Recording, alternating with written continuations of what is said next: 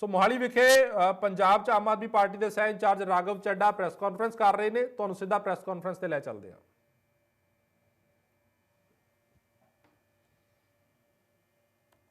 आदमी पार्टी के पोल में, आम आदमी पार्टी के सर्वे में सिद्धू साहब को सिर्फ 3% वोट मिले।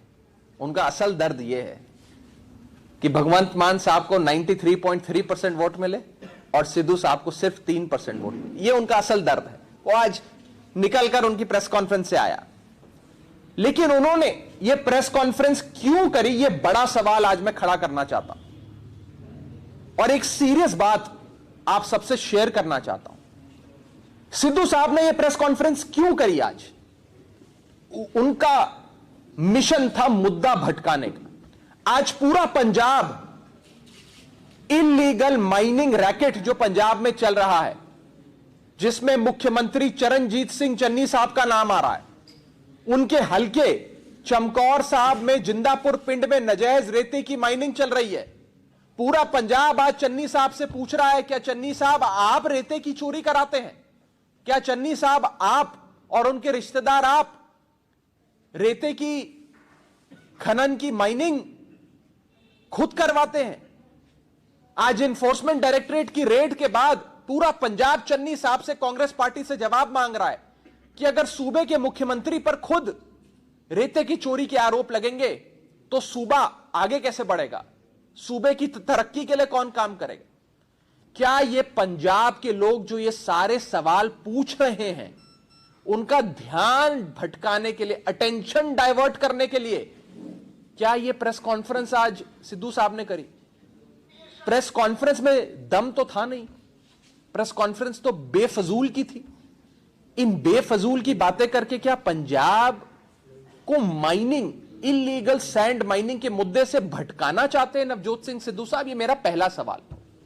दूसरा सवाल, सिद्धू साहब ने अभी तक 4 दिसंबर 2021 को जब आम आदमी पार्टी ने जिंदापुर पिंड चमकौर साहब हलके में रेड करके चन्नी साहब के अपने हलके में हो रही इल्लीगल रेते माइनिंग का एक्सपोजे किया था, पर्दाफाश किया था, तब से लेकर आज तक सिद्धू साहब ने इल्लीगल सैंड माइनिंग, नजायज रेते की माइनिंग के बारे में, चोरी के बारे में एक शब्द नहीं बोला। तो क्या सिद्धू साहब की खामोशी को रेत माफिया ने खरीद लिया है? यह बड़ा सवाल आज सामने है हमारे।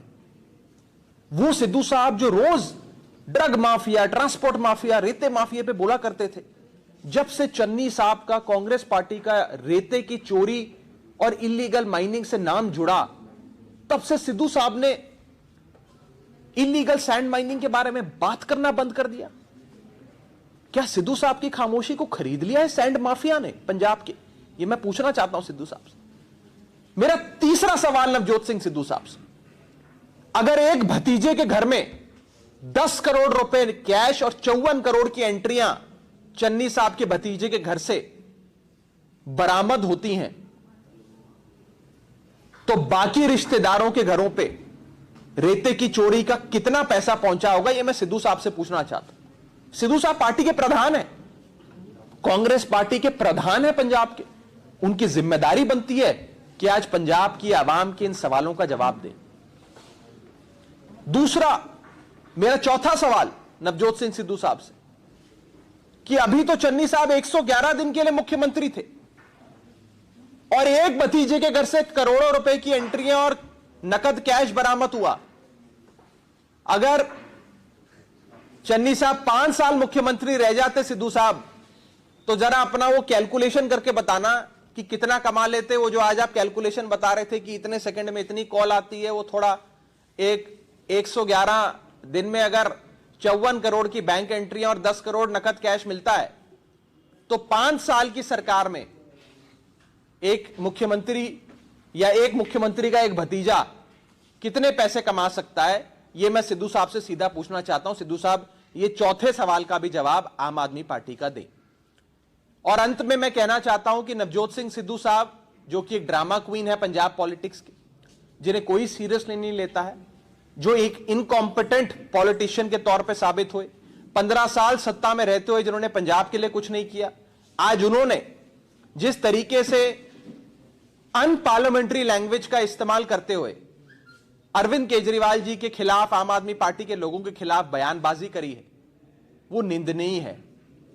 हम इसे कंडेम करते हैं।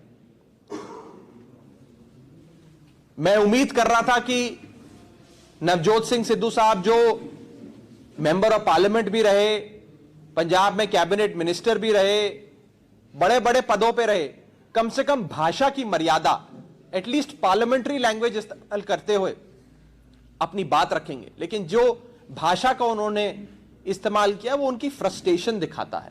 वो बेचारे बड़े फ्रस्ट्रेटेड हैं कि कोई भी उन्हें मुख्यमंत्री नहीं बना रहा। उन्हें लगा कि कैप्टन साहब हटेंगे तो शायद वो बन जाएं, तब भी नहीं बनाया। अब वो सोच रहे हैं कांग्रेस पार्टी उनको डिक्लेयर कर दे, कांग्रेस पार्टी उन्हें डिक्लेयर भी नहीं कर रही। और पार्टियों से पूछ रहे हैं कि भाई तुम मुझे ले लो, मैं आ जाता हूं, मुझे सीएम बना दो, और पार्टियां भी नहीं ले रही। तो सिद्धू साहब फ्रस्ट्रेटेड हैं, ये हम सब समझ रहे हैं, लेकिन फ्रस्ट्रेशन का लेवल इस स्तर पे ना ले जाइए सिद्धू साहब कि आप अनपार्लियामेंट्री लैंग्वेज का प्रयोग करें अपनी पब्लिक अटरेंसेस में, अपनी प्रेस कॉन्फ्रेंसेस में। ये हमारी बेनती है। और पत्रकारों से भी थोड़े सम्मान से बात करें। आज मैं प्रेस कॉन्फ्रेंस देख रहा था, जिस तरीके से मुझे बहुत सारे रिपोर्टर्स ने अभी प्रेस कॉन्फ्रेंस से पहले भी बताया कि जैसे वो जिन वर्ड्स का इस्तेमाल कर कर पत्रकारों को एड्रेस कर रहे थे, सारे जर्नलिस्ट भी उनकी भाषा से परेशान हैं। एक मर्यादा में रहते हुए एक रूलिंग पार्टी के प्रधान को बात करनी चाहिए। ये हमारा उनसे हमारी उनको अनसॉलिसिटेड एडवाइस है। इस सिलसिले में कोई सवाल हो तो आप पूछ सकते हैं। चड्ढा साहब, सिद्धू साहब ने जो प्रेस कॉन्फ्रेंस करी वो पूरी आपके मुख्यमंत्री के चेहरे के लिए जो सर्वे हुआ था उसके ऊपर आधारित थी। उन्होंने मांग की है कि क्या इस सर्वे से संबंधित डेटा आप लोगों के साथ साझा करेंगे? देखिए, उनका मकसद ये था कि पूरा पंजाब आज जो इलीगल सैंड माइनिंग पे सवाल पूछ रहा है उससे ध्यान भटकाया जाए। अगर मैं भी इसी रास्ते पे चल गया तो फिर मैं तो सिद्धू साहब के जाल में फंस गया, नंबर एक। नंबर दो, सिद्धू साहब को आम आदमी पार्टी के सीएम चेहरे का जो हमने सर्वे कराया, उस पूरे सर्वे में सबसे ज्यादा दुख, सबसे ज्यादा परेशानी सिर्फ इस चीज से है कि उसमें सिद्धू साहब को 3% वोट मिले और भगवंत मान साहब को 93.3% वोट मिले। अब इसमें आम आदमी पार्टी का क्या दोष? अगर भगवंत मान साहब को पंजाब की आवाम प्यार करती है, आम आदमी पार्टी की क्या गलती अगर पंजाब की आवाम भगवंत मान साहब को अपना अगला मुख्यमंत्री देखना चाहती है? आम आदमी पार्टी ने क्या गलत कर दिया अगर पंजाब के लोग भगवंत मान साहब को आशीर्वाद दे रहे हैं, गले लगा रहे हैं, युवा उनसे सेल्फी खिंचवा रहे हैं? इसमें सिद्धू साहब के पेट में क्यों दर्द हो रही है, ये मैं पूछना चाहता हूं। नवजोत सिद्धू कह रहे हैं कि जो आपके जो कॉल्स आई हैं, व्हाट्सएप मैसेजेस आए हैं, वॉइस मैसेजेस आए हैं, वो ह्यूमनली पॉसिबल नहीं है 4 दिन में 21 लाख से ज्यादा वो सारे। क्यों नहीं है? कौन कहता नहीं है? वो पता नहीं कौन से युग में रहते हैं। सवाल है कभी कि इतने कॉल्स आ ही नहीं सकते ना। कहते कॉल्स उनकी 15 to 20 सेकंड्स के बाद एक बीप होती थी जिसपे हम मैसेज छोड़ते थे, तो कहते टाइम लैप्स लगा के चले तो वो नहीं हो रहा। बड़ा मैं भी उनके जाल में फंस जाऊं अगर मैं इस डायरेक्शन में जवाब देने पे आ गया। लेकिन आप और हम सब ये जानते हैं, आप जिस ऑर्गेनाइजेशन से आती हैं, आपके ऑर्गेनाइजेशन भी कितने ऐसे पोल्स कंडक्ट करता है, लाखों रिस्पॉन्सेज आते हैं, ऑटोमेटेड हो सारा जो बैकएंड का इंफ्रास्ट्रक्चर होता है। All of us know phone number आपके नाम पे है और उसी कारण वहां पे इतने वो नहीं आ रहे। This is all hearsay, these are all frivolous allegations. मुद्दा उनका असल ऑब्जेक्टिव क्या है? क्या पंजाब के लोग आज ये पूछ रहे हैं? आप मुझे बताएं, पंजाब के लोग ये पूछ रहे हैं कि वो नंबर किसके नाम पे रजिस्टर्ड था, कि कितने कॉल आए? लेकिन आज वो सिर्फ आज पंजाब के लोग ये पूछ रहे हैं कि भैया रेता की चोरी कौन कर रहा है?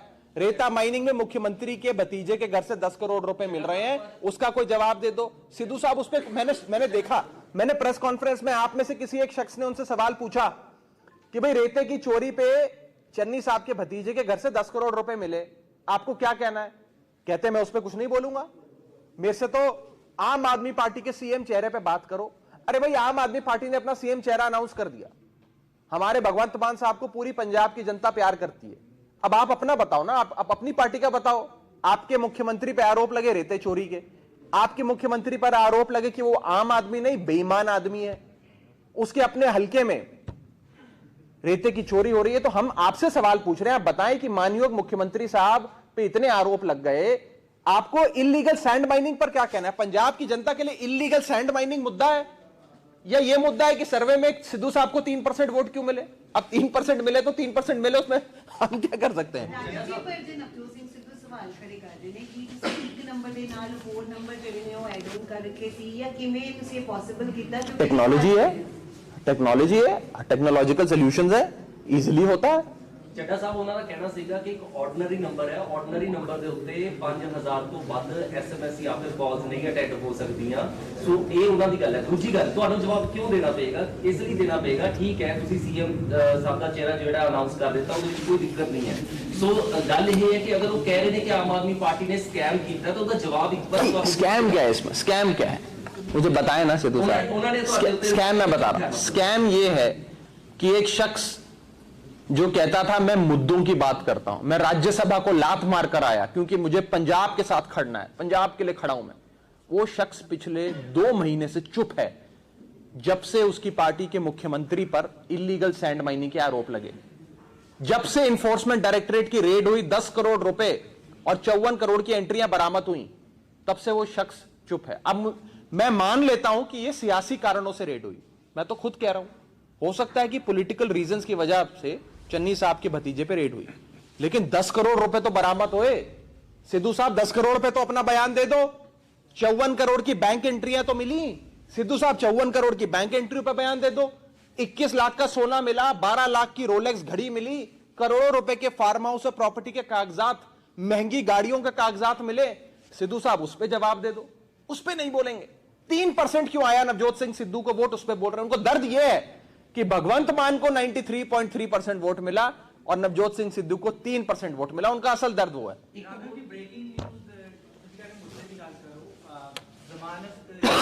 अग्रिम जमानत को रद्द हो गई हाईकोर्ट में, कांग्रेस बधाई दे रही है सीएम